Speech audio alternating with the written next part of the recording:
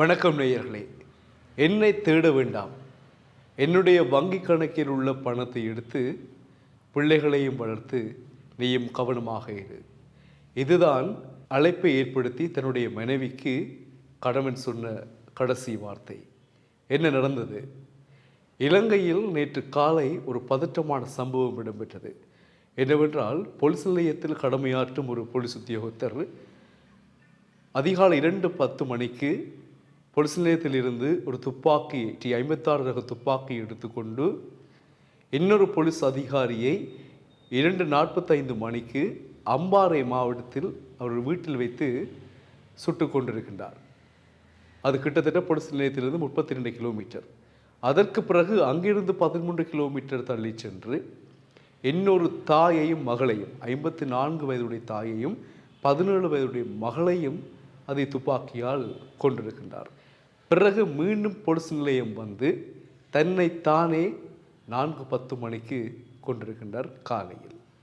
இது என்ன பிரச்சனை என்று தொடர்பாக நாங்கள் பார்த்தால், இந்த போலீஸ் அதிகாரி, போலீஸ் கான்ஸ்டபிள் போலீஸ் அதிகாரியை முதலில் சுட்டார் என்று சொன்னோம் இல்லையா, அவருக்கும் தாயை மகளையும் சுட்டார் என்று சொன்னோம் இல்லையா, அவர்களுக்கும் காணி தகராறு ஒன்று நீண்ட காலமாக இருந்திருக்கிறது. அவர்களுக்கு காணி தகராறு இருந்ததற்கு இவரே அந்த 3 பேரையும் சுட்டார் என்ற விடயம் இன்னும் வெளிவரவில்லை. இது ஒரு மர்மமாக இருக்கிறது. இப்போ எனக்கும் பக்கத்து வீட்டுக்காருக்கும் காணி பிரச்சனை என்றால் அது எங்களுக்குள்ள பிரச்சனை. 3ஆம் அவர் வந்து என்னையும் சுட்டு அவர்களையும் சுடுகிறார் என்றால் இது அந்த பிரச்சனை தானா வேறு பிரச்சனை தானா என்ற கோணத்திலும் இப்பொழுது விசாரணைகள் மும்முரமாக இடம்பெறுகின்றன.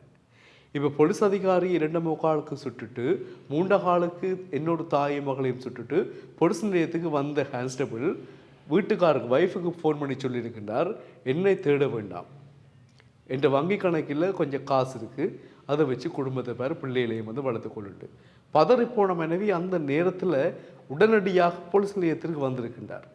வந்த உடனே அவையை கண்டுட்டு இவர் கத்தி இருக்கிறார், கிட்ட வர வேண்டாம் போங்கோண்டு கத்தி இருக்கின்றார். அவை கேட்கல, டக்குண்டு கையில் வச்சிருந்த துப்பாக்கியால் தனக்குத்தானே சுட்டிருக்கிறார். அப்போ இதில் என்ன நடந்தது? யாற்ற வற்புறுத்தல் இவர் இந்த துப்பாக்கி பிரயோகங்களே அவர்கள் 3 பேர் மீது மேற்கொண்டு தன்னையும் தான் சுட்டார். என்ன நடந்தது என்று போலீசாருக்கு ஒரே குழப்பமாக இருக்கிறது. அம்பாறை மாவட்டத்தில் இடம்பெற்றிருக்கிறது. இப்பொழுது 3 பேற்ற உடலங்களும் வந்து மொனராகலை மாவட்ட வைத்தியசாலையில் ஒப்படைக்கப்பட்டதாக சொல்லப்படுகிறது. இது தவிர இப்போ 3 பேரையும் சுட்ட போலீஸ் கான்ஸ்டபிள் வந்து கிட்டத்தட்ட 14 வருஷமாக போலீஸ் சேவையில் வந்து இருக்கிறாராம். இவர் முதல்ல சுட்டு கொன்ற அதிகாரி 43 வயசுக்கு, அவர் 23 வயசில் போலீஸ் சேவையில் இணைந்து 20 வருஷமாக அவர் உத்தியோகத்தராக கடமையாற்றி கொண்டிருக்கிறார். அப்போ இந்த சம்பவம் பரபரப்பையும் பெரிய அதிர்ச்சியையும் ஆச்சரியத்தையும் ஒரு குழப்பத்தையும் உண்டு பண்ணியிருக்கிறது. இவர் எதற்காக அந்த பிரச்சனைக்குள் போனாரா, அல்லது இவர்களுக்கும் அந்த போலீஸ் அதிகாரிக்கும் வேறு பிரச்சனை இருக்கிறதா, அல்லது அந்த போலீஸ் அதிகாரிக்கு இவருக்கும் பிரச்சனை என்றால் அந்த தாயை மகளை இவர் சுட்டார் என்ற பிரச்சனைகள் எல்லாம் குழப்பம். அப்படி இருந்த பொழுதும் கடைசியில் தன்னை தானே உயிர் மாய்த்திருக்கிறார்.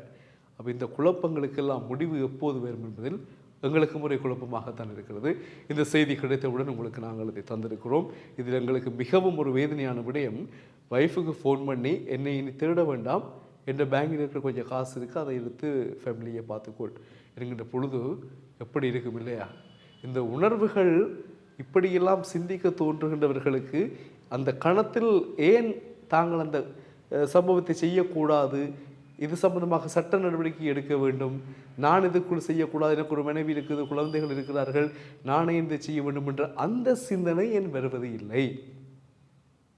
அந்த சிந்தனை ஒரு மனிதன் எப்பொழுது பெற்றுக்கொள்கிறானோ அவன் பூரணம் அடைகிறான் இல்லையா? மனிதர்கள் எந்த ஒரு பிரச்சனைக்குள் சிக்கிக் கொள்ளுகிற பொழுதும் நான் மட்டும்தான் இருக்கிறேன், எனக்கு மட்டும்தான் நான் வாழ்கிறேன் என்றதை ஒரு நாளும் நினைக்கக்கூடாது. எனக்கு ஒரு குடும்பம் இருக்கிறது, என்னை நம்பி உறவுகள் இருக்கிறார்கள், அவர்களும் என்னை நம்பி இருக்கிறார்கள் என்ற நிலையை உணர வேண்டும். உணர்ந்தால் இவ்வாறான உயிரை மாய்க்கின்ற, எங்களை நாங்களே உயிரை இழக்க செய்கின்ற நடவடிக்கைகளிலிருந்து நாங்கள் தப்பித்துக் கொள்ளலாம் என்பது ஒரு நம்பிக்கையாக எனக்கு தோன்றுகிறது. உங்களுடன் பரிமாறி இருக்கின்றோம். கருத்துக்களை பதிவிடுங்கள். இலங்கையில் இந்த சம்பவம் ஒரு பெரிய சோகத்தையும் அதிர்வலைகளையும் ஏற்படுத்தி இருக்கிறது. மீண்டும் சந்திப்போம்.